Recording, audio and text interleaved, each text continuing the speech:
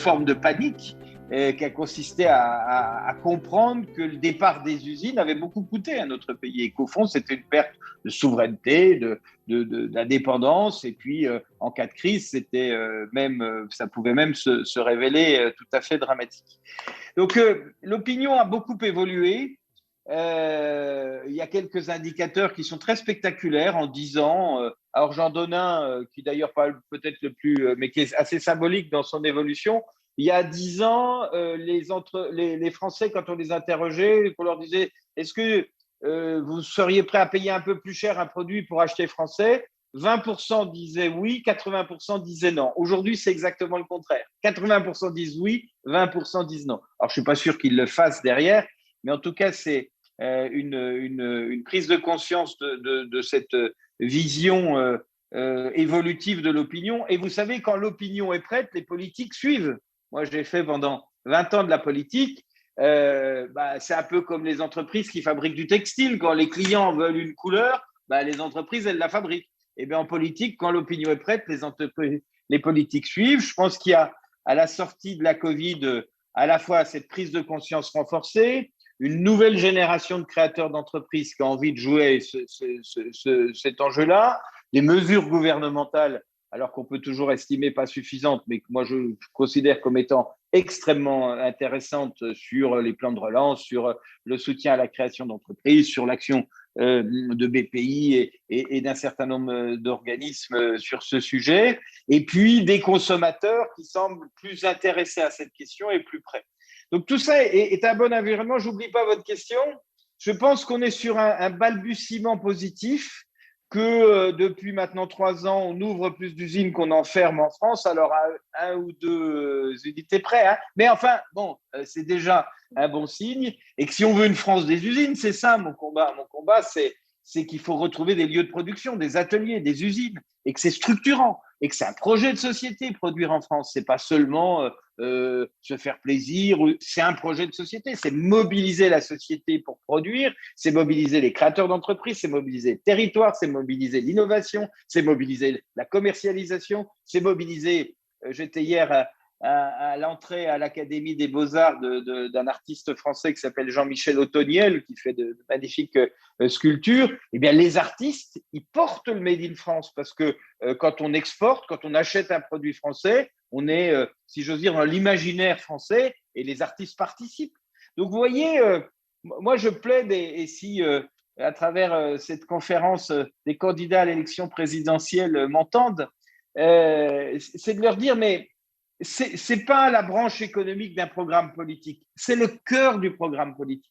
Et le cœur du programme politique, c'est que depuis des années, on cherche un projet de société collectif qui pourrait entraîner le pays dans un but commun, et que ce projet de société, c'est produire en France.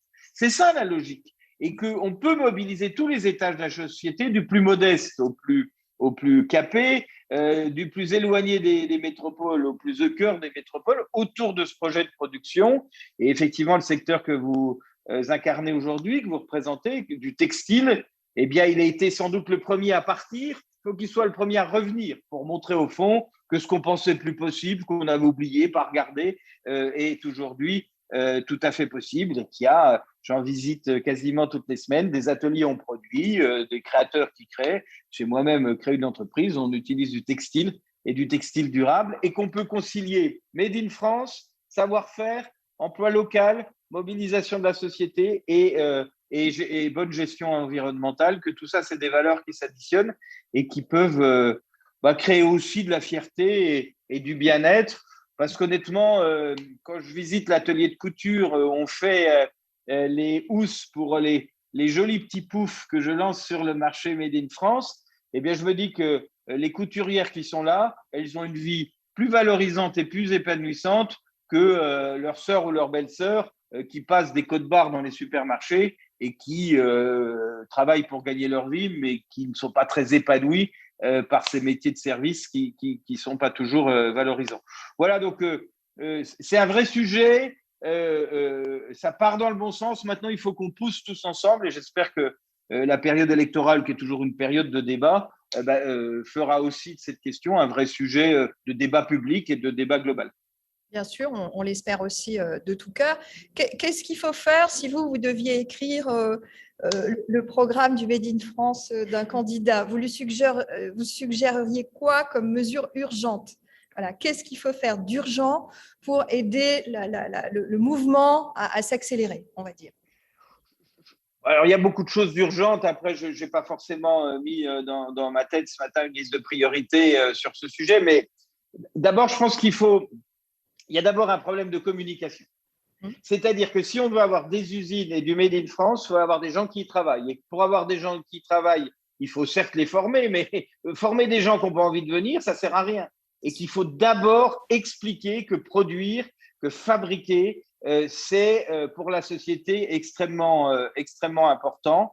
Et donc, je pense que ce qui est à mon sens le plus urgent, c'est le discours politique global qui consiste à dire travailler dans un atelier, travailler dans une usine, c'est le moteur de notre société et essayer d'entraîner une génération à travailler. Parce que une des vraies problématiques d'aujourd'hui, c'est que beaucoup d'entrepreneurs veulent produire à nouveau, renforcer leur capacité de production, ils ont beaucoup de mal à trouver des salariés. Non pas, et moi je voudrais casser un faux débat, parce que quand on dit ça, on dit ah oui, formation, formation.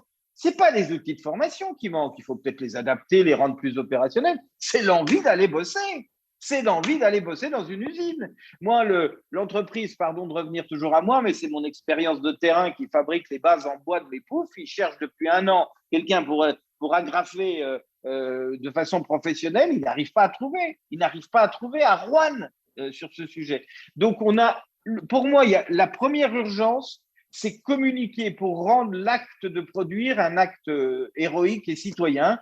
Euh, quand j'ai fait mes études il y a maintenant fort longtemps, vous n'étiez pas nés ni l'une ni l'autre. Les métiers de cuisinier ou de pâtissier étaient des métiers honnis, personne ne voulait y aller, c'était vraiment le déclassement. Il y a eu des politiques, il y a eu des émissions de télévision, il y a eu un débat. Aujourd'hui, ça reste des métiers durs, mais c'est des métiers chics. Eh bien, je pense qu'il faut retrouver cet élan-là. Et puis, la deuxième chose qu'il faut faire, effectivement, c'est alors les mesures macroéconomiques, poursuivre la baisse des charges de production, etc. Je ne vais pas reprendre ce débat qui a dû être pris par nombreux de vos invités. Moi, je pense qu'à travers les politiques publiques, il y a un problème, c'est l'immobilier d'entreprise. Je mets au défi quelqu'un qui veut ouvrir une usine aujourd'hui, qui aurait les machines, qui aurait les salariés et qui se dit voilà, j'ai le marché, j'ai les machines, j'ai les salariés, je veux ouvrir une usine. Entre le moment où vous voulez et le moment où vous ouvrez votre usine, il faut 4 ans. Eh bien, 4 ans, c'est plus l'échelle du monde d'aujourd'hui parce que le monde va à toute vitesse. Et moi, si j'avais une suggestion, une seule affaire au candidat à la présidentielle, c'est lancer un grand programme d'immobilier d'entreprise partout sur les territoires. Créons des usines, construisons-le à froid, si j'ose dire. Et puis après, pour dire aux entrepreneurs, vous voulez vous installer? Voilà, on a les locaux, venez, vous installez vos machines et vous vous y mettez. C'est un problème gigantesque dont personne ne parle jamais.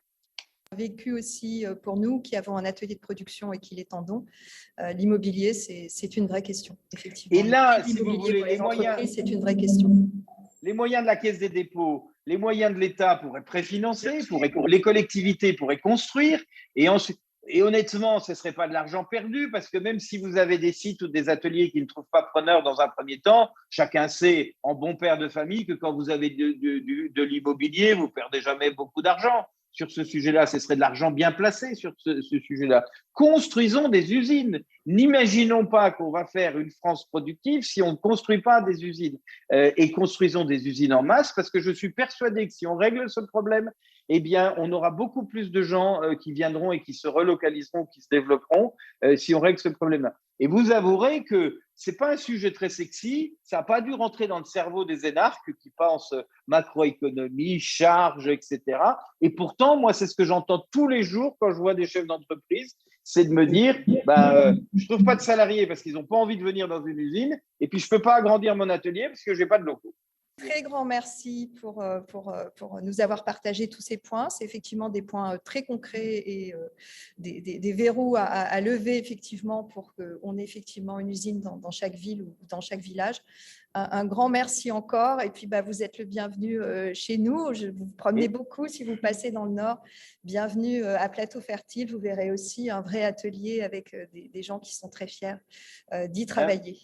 Avec plaisir, je voulais venir. Hein, voilà, moi, je préfère le présentiel au virtuel, mais seule la SNCF et quelques éléments m'ont empêché d'être là. Merci beaucoup, Monsieur Gégaud. Merci à vous. Au revoir. Merci Au revoir.